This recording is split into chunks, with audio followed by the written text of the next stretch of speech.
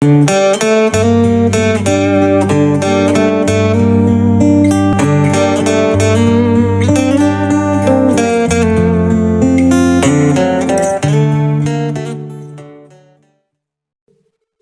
niku ngaji niki kula niati. Kula ndak pernah ngaji di sini ndak sania. Terus kula niku nate teng Raudhah niku berkali-kali. Dan saya punya as-sholawat al-mukhtarah, sholawat pilihan. Mulai yang dikumpulkan Sayyid Muhammad sampai yang dikumpulkan ulama-ulama dulu kayak Imam Ghazali kayak.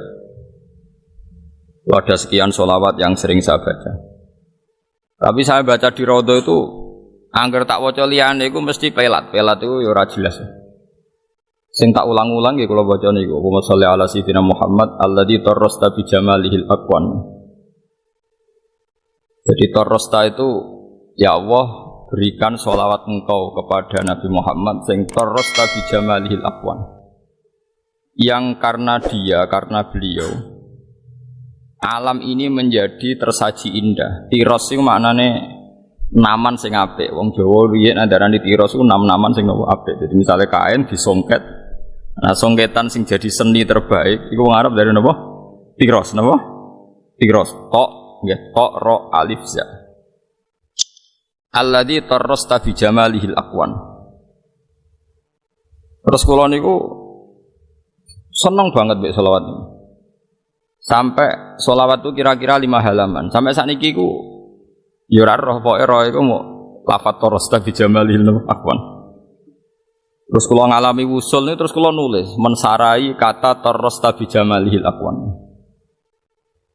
Walhasil dalam perjalanan spiritual saya itu saya ingat semua ilmu yang pernah saya pelajari tentang fadhailul muta'allim. Kenapa fadhailul muta'allim? Fadilahnya orang belajar. Yang paling saya ingat saat itu saat di Raudhah itu hadis niku. Ad-dunya mal'unatun. Ya pangane. Ad-dunya mal'unatun mal'unun fiha illa aliman au muta'alliman wa ma walahu.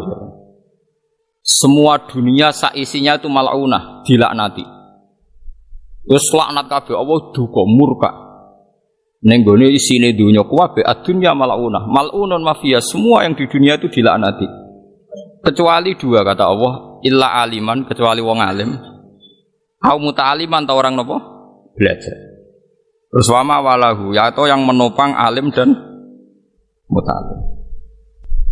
Terus kula niku keluar dari Raudhah terus nulis teng dekat mimbari Rasulullah sampai berhari-hari sampai sekarang. Kula niku ada buku dokumen khusus tentang fadhailul alim wal muta'alim dan itu semuanya saya tulis dengan posisi wusul. Artinya saya tidak dalam kapasitas saya dengan keterbatasan saya mboten mang saya wusul betul mang. Artinya wusul ngeten nggih. Donya sakwise kula pikir. Sekarang maknane baik itu apa? Coba sampean tanya. Maknane baik itu tidak jelek apa baik itu baik? Maknane apik iku pokoke ora elek. Elek maknane ora apik. Tapi ketika ada Rasulullah maknane apik iku ya karena mendapat iska atau izin dari Allah. Nggih maknane izin dari Allah. Jelek itu ya ora entuk izin. Karena lafat ape, niku kula tulis tenan sampai kula ketemu pangeran. Kula yakin jeng bentuk ridane pangeran gara-gara kula menerangkan yang seperti ini. Misalnya begini. Misalnya Ruhin niku pelanggan ning Hollywood utawa ning Sarkem wae pelanggan. Angger dekne bar kelon kok bayar, jare lontene ya pelanggan sing apik. Paham nggih? Angger gak bayar jerane pelanggan sing elek. Sale Ruhin ketua copet, anak buah sing setor entuk akeh jenenge anak buah apik, sing ra setor elek. Artinya kata apik dan elek itu akan begitu ila yaumil qiyamah. Andaikan ndak ada ilmu syariat, artinya ndak ada ilmu. Tapi kalau ada ilmu kan ora. Pokoke zina iku elek, copet iku elek. Ora ana pikiran sing tok iku apik, sing bayar. Makanya cara kula niki rungokno tenan nggih. Itu bahaya sekali. Artinya kalau tidak ada orang alim atau muta'alim itu bahaya sekali. Bahayanya adalah nanti manusia ini akan mengukur standar dunia semuanya pakai persepsi napa manusia. Misalnya ngaten. Saya misalnya dolan teng Singapura atau teng Hollywood. Dengan kapasitas waras saya, misalnya saya masih waras, masih wong alim eling pangeran. Mbok Singapura bersih kaya apa pengelem, kaya wong-wong LSM kan berlebihan. Kota itu tidak kayak Singapura, bersih, tertib, ekonominya bagus, gini-gini. Enggak ada korupsi kayak Indonesia gini. Malah kadang kebablasan LSM. Kalau Indonesia banyak kiainya. Ngono-ngono barang, ono tambahane barang. Waduh. Cara pikiran kula niku roh wong Singapura resik-resik kotane bersih misalnya Hollywood. Roh wong ra sujud wis jijik. Cek siale hadhil Madinah mal'unah. Iki kota dilaknati wong kok ora ono sing apa? Sujud. Wong kok buka aurat. Jadi beda, langsung beda semua. Bahkan Anda gak kepikiran apa urip teng putih Singapura misalnya atau urip ning Amerika karena posisi seperti itu. Tapi kalau sudah ada ilmu, nanti orang tuh pakai ukuran yang sing tertib baik menurut manusia ya dianggap apik. Ya kayak tadi copet tuh anggar anak buah setorake darani apik, lonte anggar pelanggane sing bayar ya jenenge pelanggan apik. Nah, sekarang bisa dititeni dari hadis tadi. Kenapa Rasulullah begitu ekstrem menghentikan dunia kabeh dilaknat semua sak isine kecuali illa aliman au muta'aliman. Karena yang menjaga agama ini tinggal hanya orang dua itu, orang alim atau orang belajar. Lainnya itu mesti dijogo mbek hukum dunia ini. Jadi misalnya koyok wong alim meskipun kadang-kadang ya keterutut. Amerika itu negara hebat. Ngene-ngene, tapi anggar sadar wis hebatnya apa wong kafir sebenarnya rokok selawasi. Ya wis sudah selesai. Ini penting saya utarakan karena kula niku roh tenan, mboten jari roh tenan. Sing jaga Islam ila yaumil kiamah namung ilmu. Lan kula rapati seneng ambek ajaran-ajaran liyane ilmu mboten mati seneng. Kula nate gadah santri, gadah mbak ini kerja teng non muslim teng Cina lah. Niku tugasnya goreng babi. Nak akad kan ketero anake teng gereja. Nuwangis tenan sowan kula mbak ini. Niku sepundi Gus kula niku kok kerja teng tiyang kafir. Nak goreng babi niku kula cek biasa. Artinya cek biasa paling mau najis tok. Tapi nak ngetero anake teng gereja niku nangis tenan. Kula niku jek eling riyen nak ngaji Pak Yai dielingno rido mek kafir iku kafir. Iki tugas ngetero anake napa? Artinya saya seneng sama santri tadi yang cerita saya seperti itu. Berarti ki Islam tenan cek waras. Kok iso Gus? Begini. Andai kan dia itu tidak punya iman, mungkin malah muji kehidupan Cina, ekonominya bagus, gajinya bagus, dan hidupnya tertib. Imang dekne melok kiai, gajinya kan gak tetap. Kadang kiai ini pas medit bisa ngongkoni tok ora tau ngekeki dhuwit. Nanti perbandingannya pasti urusan seperti itu, cara bal-balan head to head urusan ekonomi. Paham sih kalau maksudnya? Tapi baru kayak perbandingan ilmu dekne ora tau tertarik mbek uripe non muslim sing nyuwun sewu ke gereja mangan babi.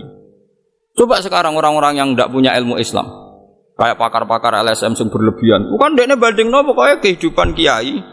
Kiai itu kayak monarki kecil.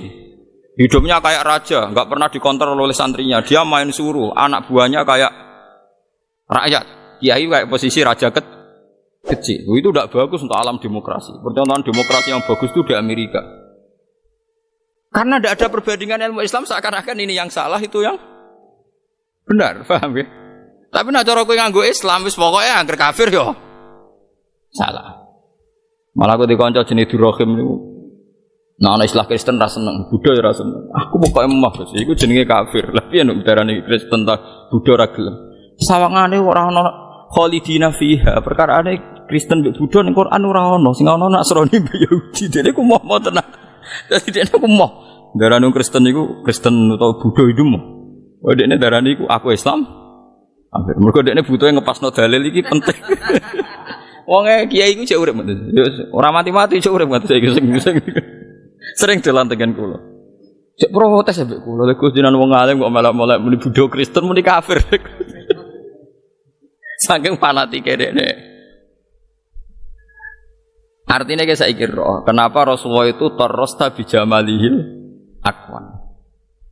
Niki penting kula aturaken. Terus kula yakin mulane ngendikane Nabi somben apa ku ranjabut Islam, ranjabut ilmu Islam kelawan ilmu dihilangkan. Dicabute iku biqabdil ulama. Nanti ulama yang diambil sama Allah.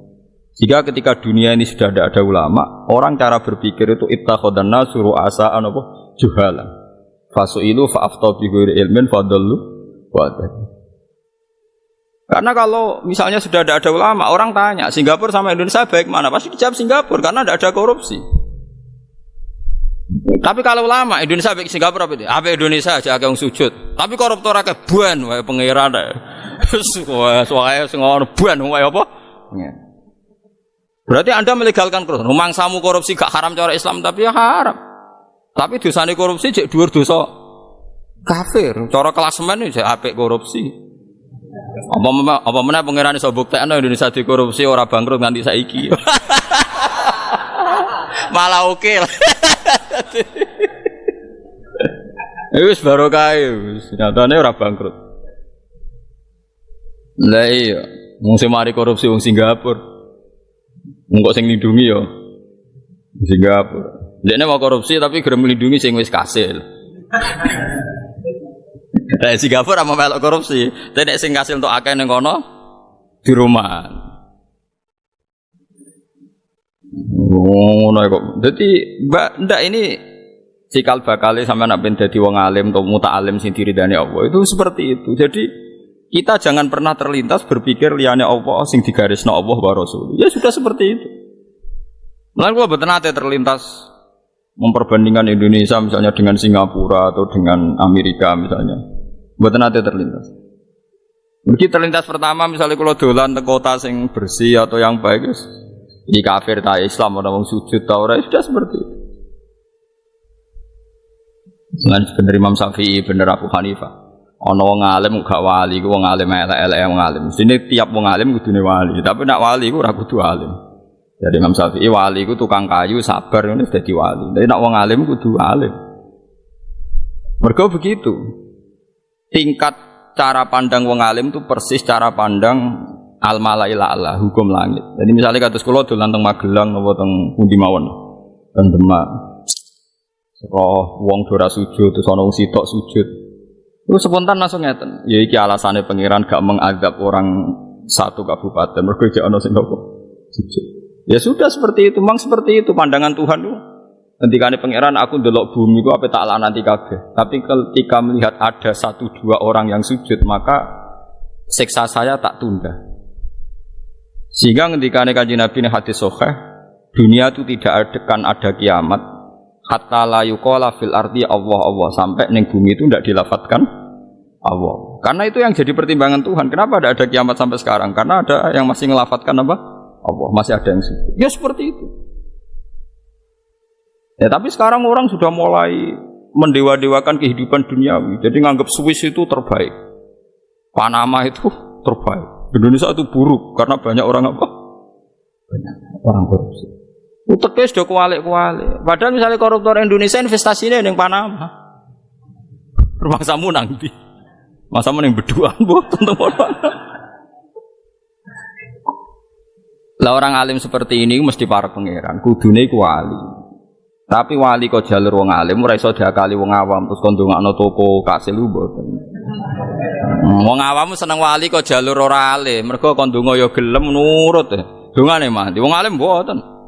Ana wong sugih teko njuk donga tanpa suka diwamuk sik wis zakat ta urung. Dadi kecangkeman wong alim lan ora seneng wali jalur arif gak seneng. Lan anggere wali terkenal sing swanage mesti rapati ngalim tak jamin. Kok wali alim ngamuk sik, menang kalah ngamuk sik. Jadi misalnya pejabat sowan wis kultus ngono wis salam tablik tetep ae ngamuk dene.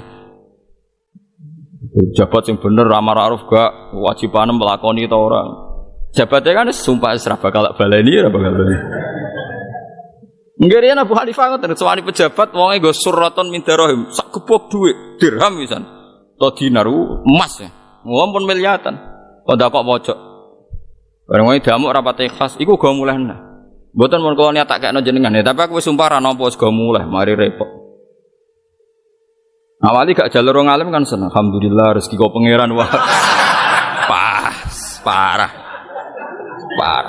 Solane wali-wali alim ora wis ra sambung. Ora sambung. Wis ora tok wis ra sambung. Sambung-sambungno ya ora sambung. Ya wis ngoten. Tapi wong alim ora wali ku aneh. Wong alim ora kekasih pangeran ku aneh. Mergo itu tadi. Yang bisa menjaga Islam itu hanya illa aliman au muta'alliman. Kecuali orang alim dan orang yang nopo belajar. Karena tadi logikanya seperti itu. Jika sudah ada ilmu ahkam, ya ada ilmu ahkam. Itu pasti orang itu kata baik bagi lonte ya pelanggan sing bayar. Kata baik bagi ketua preman ya anak buah sing setok. Lho lafat baik tapi untuk hal-hal yang buruk, paham ya? Lafat baik tapi untuk hal-hal yang buruk. Jadi misalnya Rugen mengedar narkoba kan ya, anak buahmu ngedar untuk Jakarta ra ketangkap, jos pinter, wong pinter kok nganggo hal-hal sing buruk, paham ya? Tapi nak wong nganggo hukume pangeran, wis ora mikir cek ketangkep cek ora, pokoke narkoba iku salah, wis titik wis.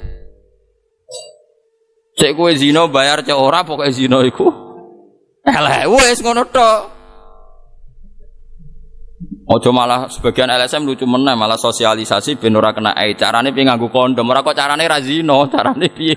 Wah, kacau meneh malah. Ora kok penting carane, ora kok solusine gak zina tapi bukan repot. Lha sakniki Islam itu dikepung paham sing macam-macam. Jadi paham humanisme itu saiki ngepung. Jadi misalnya kak Syria aku perang saling bunuh ya elek. Swiss itu baik karena enggak ada saling bunuh ya apik. Tapi nak cara wong alim pikirannya pertama itu dosa mateni mbek kafir pokoknya dhuwur kafir urutane. Ya wis pokoknya dhuwur kafir sik. Dosa tertinggi kafir ta mateni. Kafir. Bar kafir lagi mateni terus zina kan urutane kan. Jadi pikirannya urip ning Syria apa ning Swiss? Dosane Syria saling bunuh, dosane Swiss kafir. Mendingan Syria. Barang Indonesia mau korupsi ya Indonesia. Jadi wong alim wis pokoke mikire ngono. Lah niku kula niku seneng mbek ilmu-ilmu sing ya pokoke ilmu. Kula nganti sakniki sugih ya ora wani, melarat ya ora wani, barokah ilmu. Misale ngeten iki, kula niku suwe nggodho bojo kula. Masale urusan anak kula tetep sering nggodho. Aku nak di dhuwit yo wedi tenan. Wediku iku kuwatirku iku anakku nganggep aku bahagia iku mergo di dhuwit. Aku ora di dhuwit yo wedi tenan. Perkarane wedi nek anakku iku kepengin dhuwit wong, kali sekelare jajan iku dikeki tangga. Lah terus piye, Gus? Ya ora piye-piye mau cerita ae, mau cerita ae. Semua cerita ae. Soale wong alim cerita ora usah dikesimpulan, mau cerita.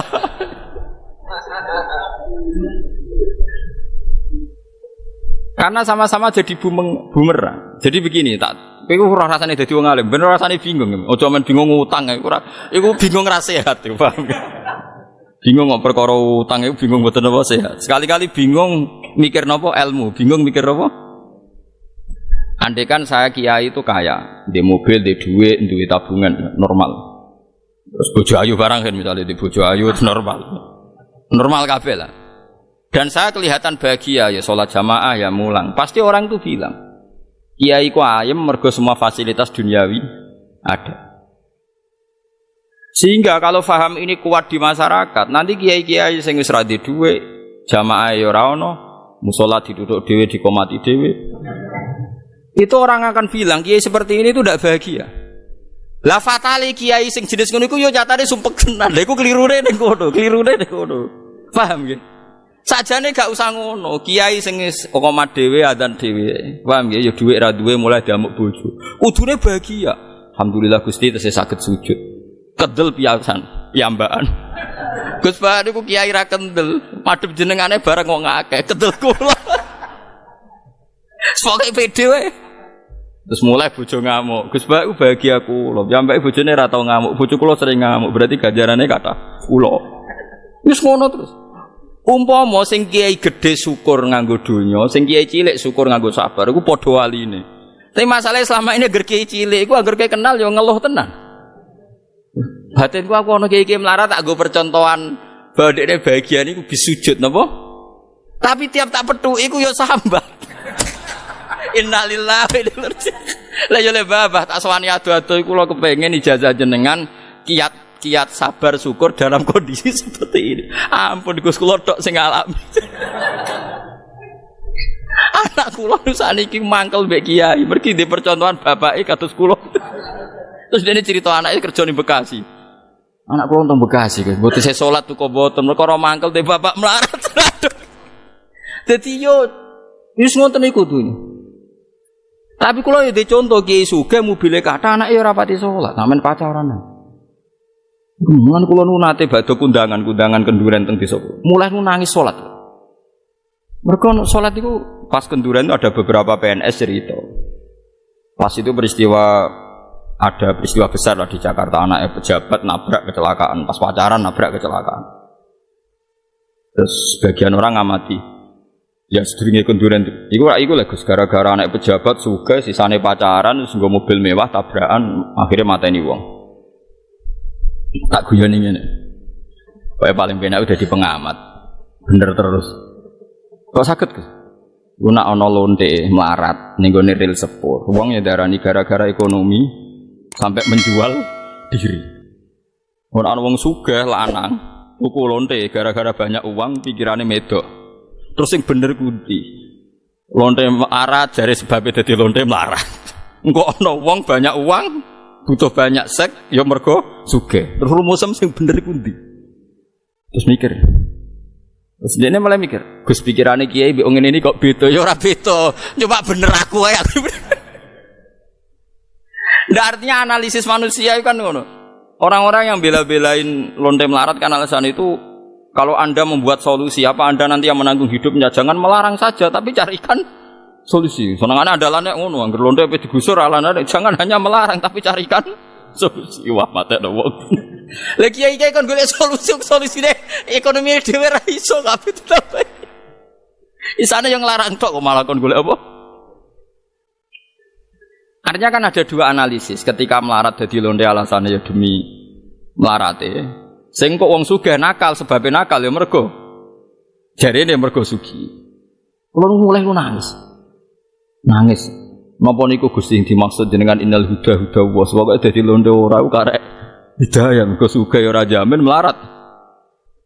Ora ya ndak. Ya seperti itu tuh ahlul ilmi. Ahlul ilmi akan peristiwa apa saja akan eling Allah. Mulane disebut wali ku sapa? Man idza dzukiru utawa man idza ru'u dzukirallah. Kabeh zaman sahabat nak narifi wali ora koyo saiki. Wali ku sapa? Man idza ru'u dzukirallah. Orang ketika dilihat itu pasti mengingatkan kepada Allah Subhanahu wa taala. Man idza ru'u dzukirallah. Orang ketika dilihat, orang lain melihat dia, pasti akan ingat Allah. Wali zaman akhir ora kok sing tamune akeh. Uripe bebo khusyuk anteng wali. Riyen bot. Nah ini pentingnya sing disebut alladzi tarrasta bi jamalihil aqwa. Terus kedua niki peringatan nggih kula jenengan.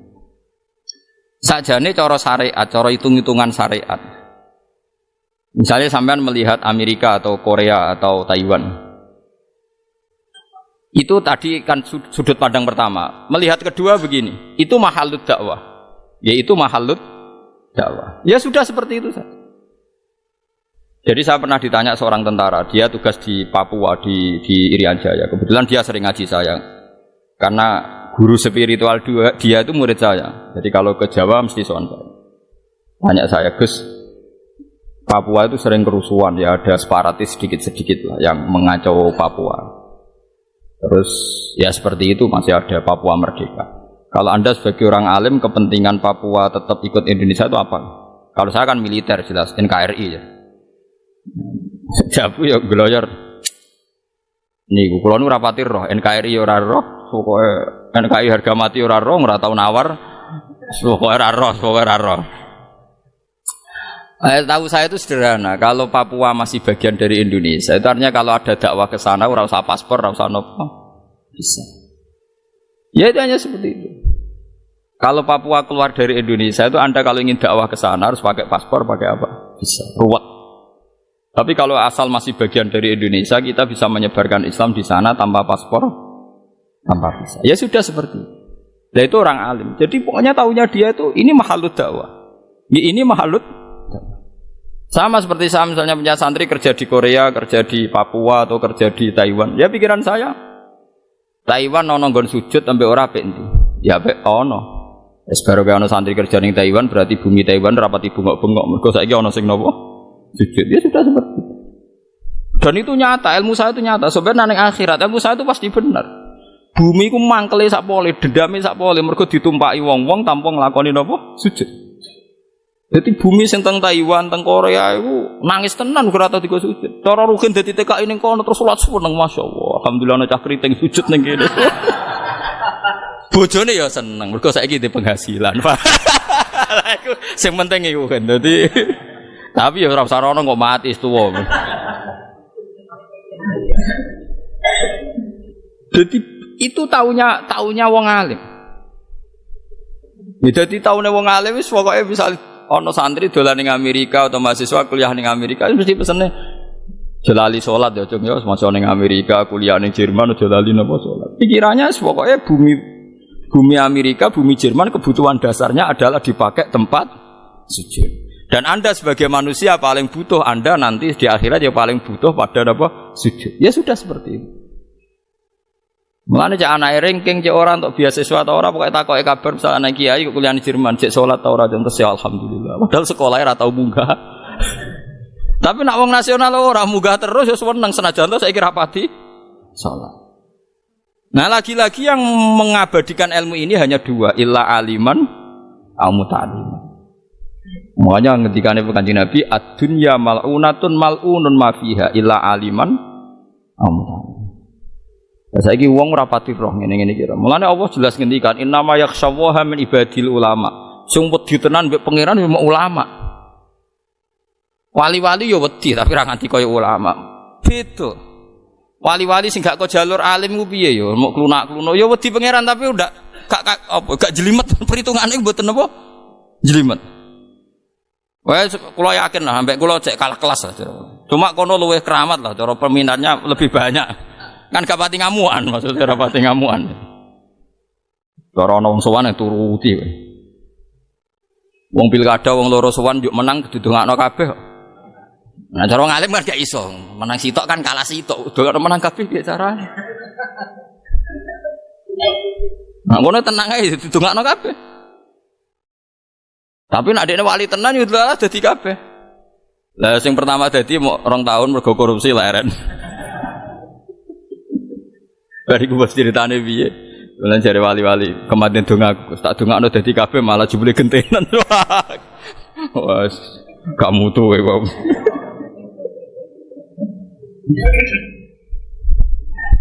Jadi maksudnya kula sakniki ben sampean tambah seneng Kanjeng Nabi. Piye-piye saiki donya iku ana kontrol hukume pangeran mergo ajaran Kanjeng Nabi Muhammad sallallahu alaihi wasallam. Umpama ora, yo ngeri.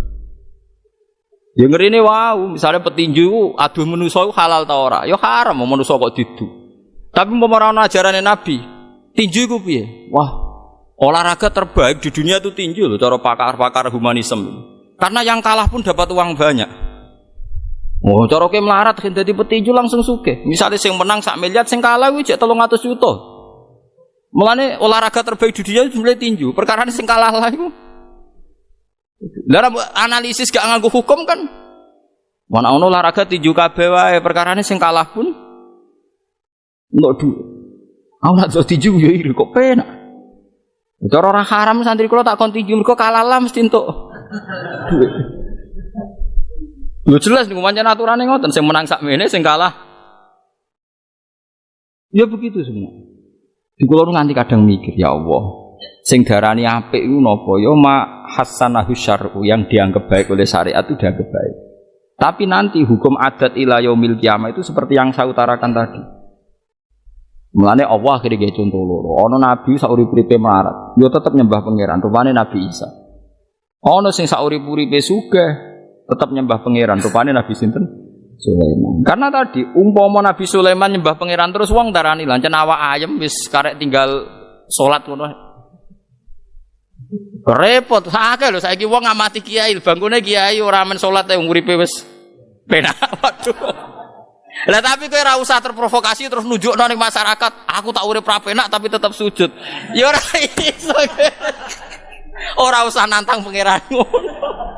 Kowe nak melarat tenan terus buruh ning wong liya pas wae sujud wae dikongkon kerja nek ora dipecat lara kowe. Wis meneng ae nek ana ngomong wis meneng ae. Mau malah wae percontohan. Yo lara tenan, marah itu lara tenan. Delok wae lara meneh ngalami. Iya tapi itu, ya itu seperti itu.